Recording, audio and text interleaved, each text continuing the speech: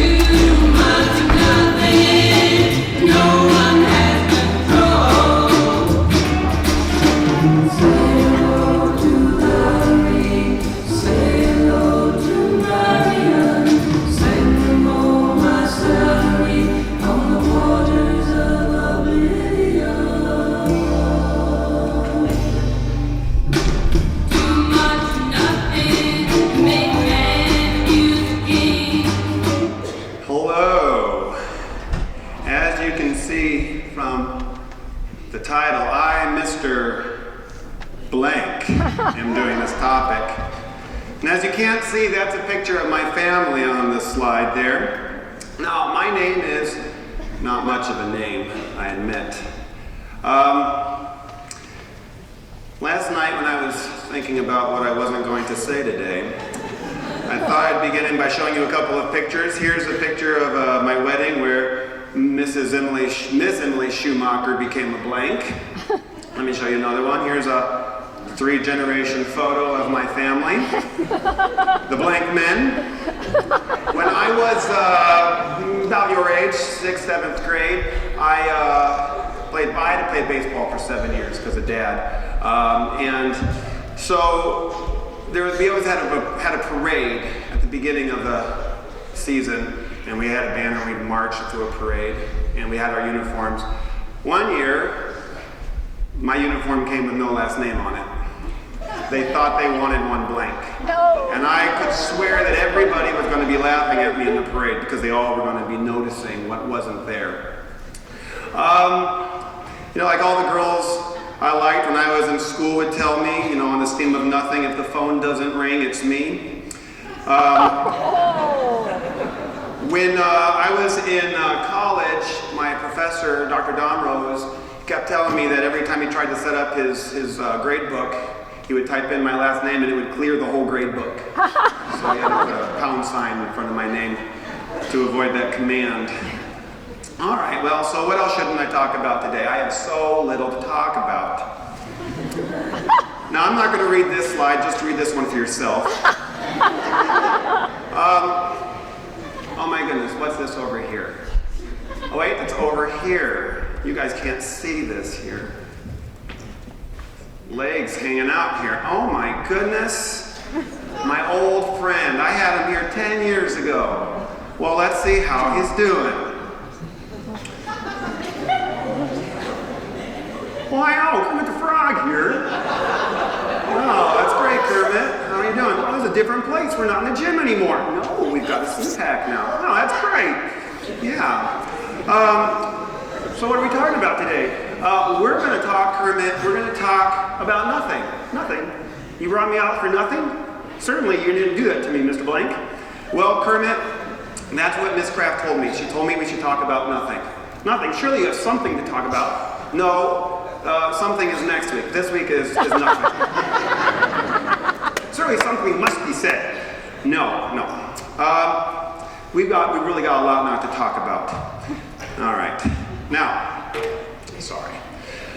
Kermit, do you remember what we talked about last time that we were together in like 2002, 2003?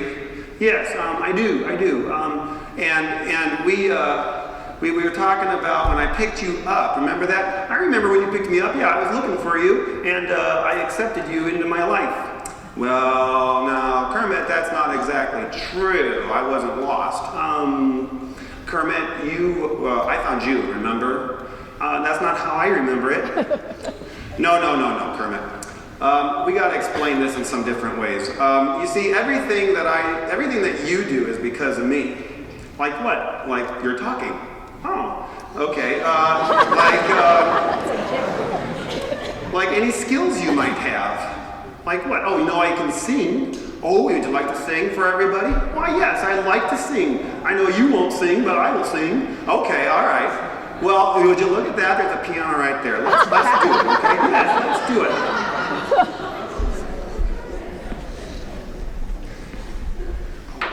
Oh, God. And it's about to be okay, that just makes me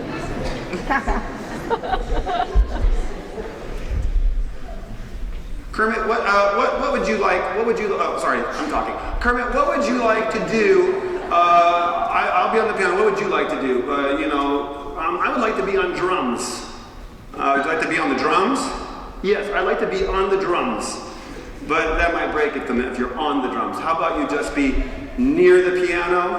How about we can? I don't know how we didn't practice this part, did we? Here, we're gonna put you on piano, and I'll be on piano. Okay? Yes. Okay. And Kermit is really good. He's a ventriloquist, just like me. Okay?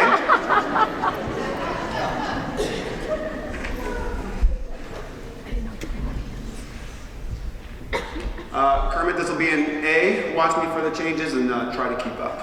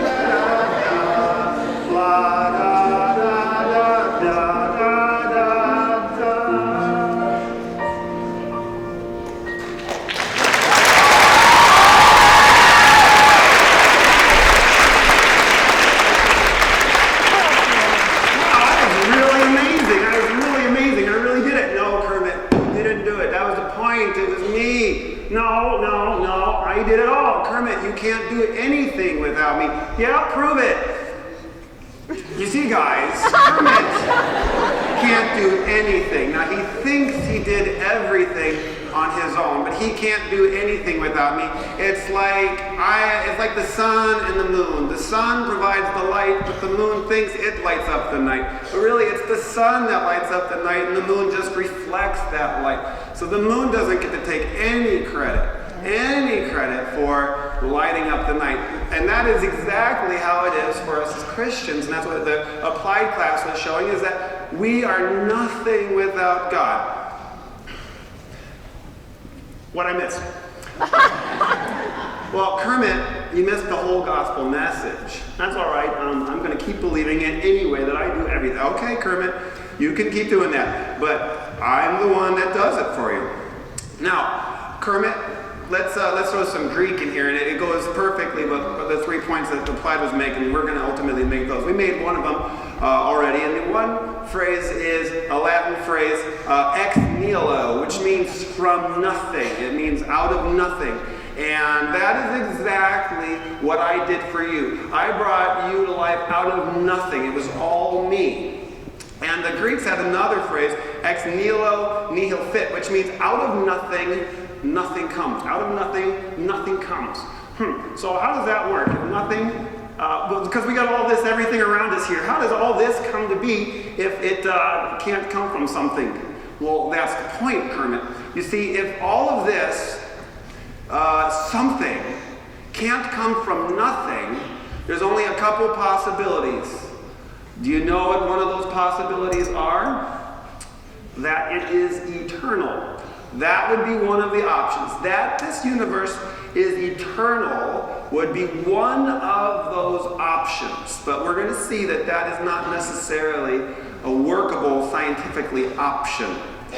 And so something has to come from something. What about space? Space itself. Space means nothing. The word space means nothing. Well, yes, you're right. Space is, in a sense, nothing, like outer space. But even space is full of something. Space is full of energy. No matter where you go, you will see light in any direction in space. So space is full of energy. Okay, but there's no matter everywhere, so that part. Well, even still, even if you could block all of the light and all of you have no matter, space would still be full of a fabric that is not like any it's not like cotton, the fabric of our lives. No, it's not like cotton. It's a fabric of dimension, of length, width, and height. And so it's that fabric, and it allows our universe to sit in that fabric. Outside of this universe, there is no fabric. So if I go out there, you can't go out of the universe. Why can't I go out of the universe? Because you have length, width, and height. If you go out there, length, width, and height can't exist out there. I shouldn't even be calling it out there. There is no there over there. You can't, it just doesn't, there's not a place. I shouldn't even give it a noun because it is so not there. The universe, you have to think about it like a closed container, like a container that you can't get in or out. Nothing comes in or out. Guys, you know what? You could, if you want to make $1 million, I have something for you to try to do. I want you to try to get something to leave the universe. Leave the universe. Don't start big, start small. So don't start with your bike. But like a little piece of sand. Get it to exit the universe somehow and annihilate it into nothing. It can't be annihilated. You can crush it, you can try to burn it, but it'll still be there in some form. Even if you nuke it, it'll be here in the form of energy. You can't get rid of the stuff in the universe. So really they're not going to make $1 million. No. And the other thing is that they could do that, I would make sure that they would not have to take a single science class for the rest of their faith career. If they could do that, I would guarantee that they would not have to do that. The other way you can make $1 million would be, maybe you can't find yourself a piece of sand. So here's what you do. I'd like you to invent something out of nothing. I'll provide all the supplies, and from that nothing, you have to speak it into existence. Because that's what would you do. You yell at the nothing, go! How would you get it to come and exist? You would have to be, you know what you have to be? You'd have to be a deity. Yes, you'd have to be outside of this universe, outside the container, to have that ability. All right, looking at the clock there. In the spirit of saving time, I'm going to skip this slide. All right. Now let me show you a picture of space. Here it isn't. Is it a blank slide right here? No. Which one is the blank? All right. Well, doesn't matter. Okay. Are they advancing? They are advancing, aren't they? Yeah. Okay. Oh, there it is. There's this picture of space. Okay. Here it isn't. Space is really much ado about nothing. And outside of space, there's also no time. There's no time, Kermit. So you're running out of time. I know. I feel like I was outside of the universe without any time. So anything is spaceless and timeless outside of the universe. Now, if this is inconceivable to you, it is because you and I live in a world of created things. So it's just natural that things begin and end. And so that's just normal to us. It's hard to think of things outside of normal. The second law of thermodynamics was mentioned earlier on in chapel, and there's the two laws. If there's a third one, I don't know it. But the first one is that nothing can be created or destroyed, and the second one is that the universe is wearing down. The universe is running out. It's not like energy is disappearing. It's just the energy is becoming useless. The stars are going to fizzle out, and the universe will grow cold, and the water cycle will end. And plants will end, food cycle will end, and carbon cycle with how things live and grow and die. All of that would end when the universe grows cold and dies. So the universe is perishable. So, what two things can you remember that the universe is? The first law says, of thermodynamics, the law of conservation of mass energy, says that the universe is eternal. That's right. The second law says the universe is perishable. Correct. So we have two laws, both with the same last name, thermodynamics, and they both say things that cause conflict if you take them out to their logical conclusions. If something is eternal and perishable, when would it have perished? A long time ago. How long ago, Kermit? A million years ago. No, you did that without moving your mouth. A million years ago. No, it would have perished an eternity ago. Take eternity back in your mind. You've all done it, right, guys? You've all thought about eternity. It goes back pretty far, and then double it, right? And then keep doing that. The universe, something perishable cannot be eternal. Something eternal has to be imperishable. And this is where atheists and non-believers get in trouble. And they struggle with this. They try to make it look like they don't struggle, but if you listen, they try to come up with so many ways that things can come into existence because they know that this is where they get stuck. They get stuck that where did it all come from? It's the one thing they can't answer. They look for answers outside of our universe. But the problem is, you can't look outside our universe because nothing comes in, nothing goes out. So they will never find information from the outside of our universe. A, there's no outside, and B, it couldn't get in if there was an outside. So, they're going to keep coming up with ideas. Now, what they have is unmeasurable. You see, it's not science if it's unmeasurable. Give me some ideas of what science covers. So measurable stuff. Well, there's sports science. Yes, there's sports science. When you measure sports, there's natural sciences, biological sciences, physical sciences, consumer sciences, social sciences. Right, those are all sciences. Political sciences, economics is a science. Right, these are all sciences because you can apply numbers to them. But the moment you step outside of measurement, it ceases to be science. You see, science isn't a good thing or a bad thing. It's just a number thing. It doesn't have any sort of value system to it. It's just a measurement system. And once you step outside of measurements, you are outside of science. So when those scientists talk about things that they cannot observe, that they cannot measure, they are not speaking from science. They are speaking from faith. Right, and this is not like the faith, like faith Lutheran faith. This is like faith in believing in something, though, that you have that is not a God thing. Is my point. It's just a thing that they believe without evidence. So not only is it a religion at this point for them, it becomes, well, I'll tell you what it's not. It's not even a hypothesis.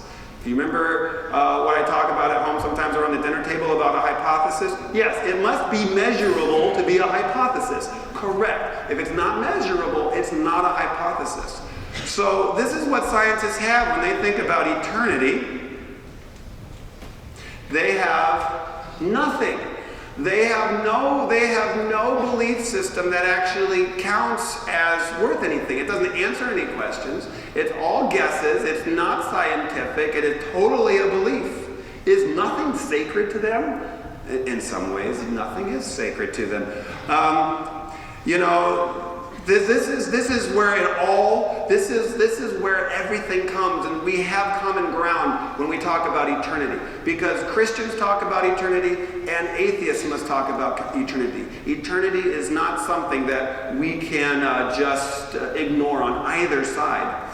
See, when I look at the universe, and I even see those black holes out there, that's just where God divided by zero. That doesn't work. That's right. Now, here, let's not watch a video of movie clips that I didn't prepare for you. Okay, now, when I talk about these atheists and agnostics and unbelievers, you know where I want them? I want them here at Faith Lutheran. I want them to come to Faith Lutheran and be students here, because I think that this is a great place for them to come and learn about that sort of nothing that they don't have, because I don't want them to die with that sort of nothing. If you die with nothing, you have nothing. And by nothing, I mean your spiritual sense of nothing. You have no spirit. Let's slide over here. As I said, it's number 12, right? It's exactly where I want to be. Okay. Now, God creates in us ex nihilo life. in baptism, he creates life for us. In communion, in the Lord's Supper, God creates life in us. And with that, there is another sense of nothing. And we heard that throughout chapel today too. It's the same, it measures the same length as the nothing it's the same nothing about what we can do to get to heaven. And it's the same size as what is between us and God. There is nothing that can separate us from God in all of our hardships. So in all the nothingness and all of these slides I have prepared for you, I just have one word for you. In the beginning was the Word, and the Word was with God, and the Word was God. He was in the beginning with God, and all things were made through him. And without him, not anything made that was made. In him was life, and the life was the light of men. The light shines in the darkness, and the darkness has not overcome it. There was a man sent from God whose name was John. He came as a witness to bear witness about the light, that all might believe through him. He was not the light, but came to bear witness about the light. The true light, which gives light to everyone, was coming into the world. He was in the world, and the world was made through him. Yet the world did not know him. He came to his own, and his own people did not receive him. But to all who did receive him, who believed in his name, he gave the right to become children of God, who were born not of blood, nor the will of the flesh, nor the will of man, but of God. Kermit, would you like to read the next paragraph? Because I know if you read a lot, kids start to zone out. Yes, I will read the next paragraph. And the Word became flesh and dwelt among us, and we have seen his glory as of the Son from the Father, full of grace and truth. John bore witness about him and cried out, "This was he of whom I said, he who comes after me and ranks before me, because he was before me. For from him his fullness we have all received grace upon grace." That's the word connected to our baptism, Kermit. That's the word connected to Holy Communion. That's the word spoke at creation. That word is not just a word. That word is Christ himself. That word made us nothing into God's very own children. That word is not nothing. That word is everything. It's the center of our lives that brings strength and balance to your crazy days. Now that's something. Thank you very much, Kermit. Thank you.